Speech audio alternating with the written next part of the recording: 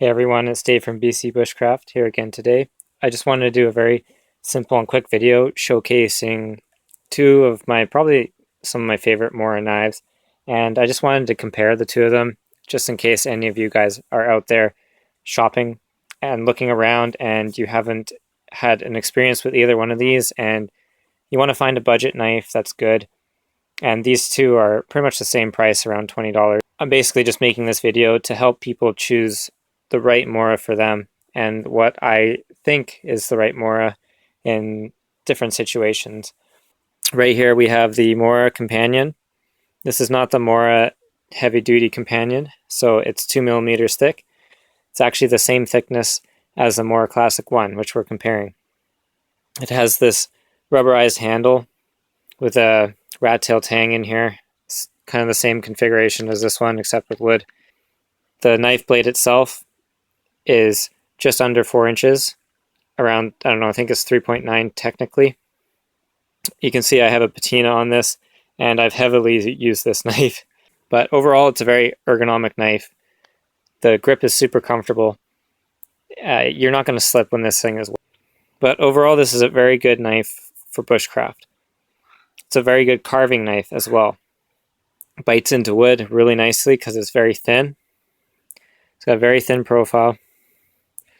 And it's just a nice utilitarian style bushcraft blade.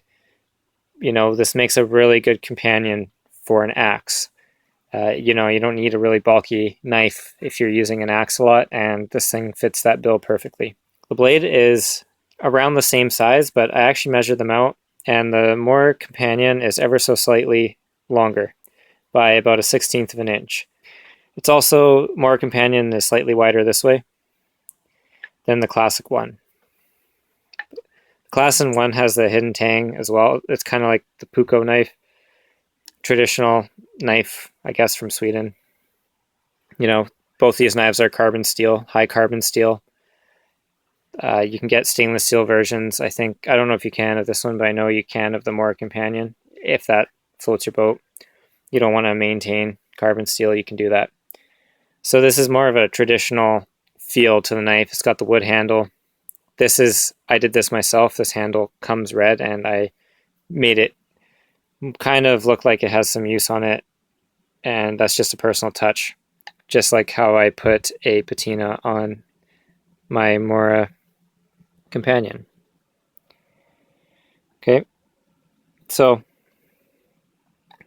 the knife blades themselves are very similar. They're a little bit oiled up right now. That's why they got that sheen to it. But there's pretty much no difference in the knives themselves as far as the blade goes. You hardly notice a difference. So the first, obviously, big difference, which is the only difference is the handles. So side-by-side handles. The Mora Companion is quite a bit longer. It also has that rubberized feel to the grip, which gives it a very stable feel in your hand. It also has this bit of a choil that comes down here for your finger to go in, and your hand does not feel like it's going to slide onto the blade. The Mora Classic 1, however, has the broomstick style handle. It's very comfortable, very smooth. It's small though. I have, I don't know, smallish hands. Like, I don't have massive hands, so my hand fits on there quite well. But it doesn't nearly have the amount of real estate as the Mora Companion. I have a lot more knife to play with, and depending on how big your hand is, you know, you might actually have to get the Mora Companion. So the one drawback to this design is that, you know, the handle is a little bit small, but it's not really the purpose for the knife, in my opinion. You know, if you're doing the stabbing motion, you have the chance of slipping down, but only if you're not careful. I just put my thumb on top of there and you're fine. This knife is a dedicated carving knife. I haven't actually taken it out on a solo Wildcamp or overnight stay, and I try to keep it really sharp and clean, and it's such a comfortable carving knife. I like that it has a classic look. It kind of makes it a little bit more traditional, and you know, it looks like a prettier knife than the Mora Companion. Mora Companion has that modern plastic look that's not aesthetically as pleasing, but it's not an ugly knife either. And the main reason why I use that for carving is just because of the handle. There's no hot spots. It's super comfortable. You can carve with this for hours. You're not going to get tired. This knife is lighter. It feels like you have more finesse with this knife. And it's just a little bit better of a carver just because of the handle design than the Mora Companion. The Mora Companion is a close second, and these two are my favorite carving knives, so it's hard to put them up against each other because they're so similar. The Mora Companion is a great woodsman knife. You know, you get this thing wet. If you have the stainless steel version, it's even better in wet weather. But this thing stays grippy when it's wet.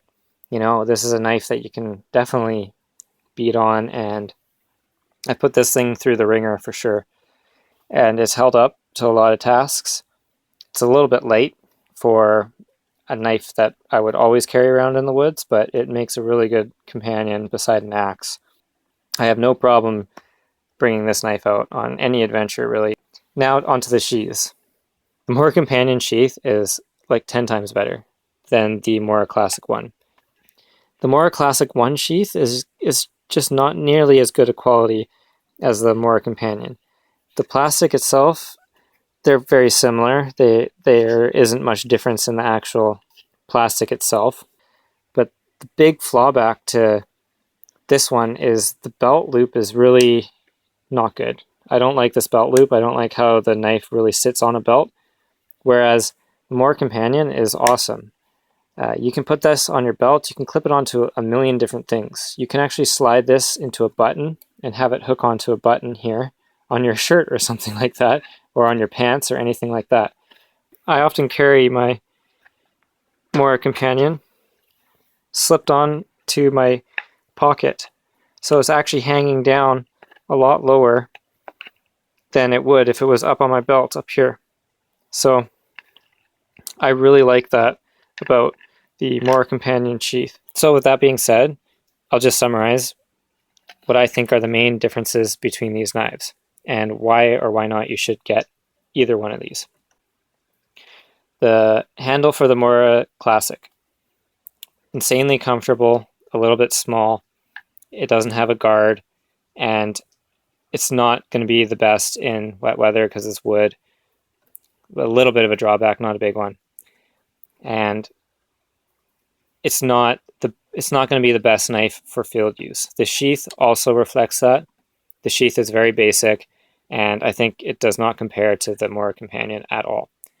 Mora Companion, really comfortable feel, a lot better in all weather conditions. It's just got a better design for the woods than the Classic one. So if you're going to get a Mora and you're between these two knives, if you're looking for a carver, this is a beautiful carving knife. If you're going to look for a bushcraft knife though, and you're looking for something that's going to be in the woods day in, day out, hands down, you've got to get the Mora Companion. It's just the better knife for the woods. Doesn't mean you can't do bushcraft with this one either. If you're just looking for aesthetics, get the Classic. If you don't care about aesthetics, get the Mora Companion. That's just my 2 cents on these two knives. I think they're both amazing knives for around $20 Canadian. You can't go wrong with either one of these. The minor differences that I did point out, I just wanted to bring forth to people that maybe have never held a Mora, but the most owned knife that I have is Mora. I have more Moras than any other knife. Like, these knives are just awesome to own. So own as many of them as you can, and if you want, just get both of them because they're sweet. So in the end, I hope you like this video. This is Dave from BC Bushcraft. Please like, please subscribe. I have lots of videos on bushcraft and doing solo overnights and all that fun stuff. So until the next one, this is Dave.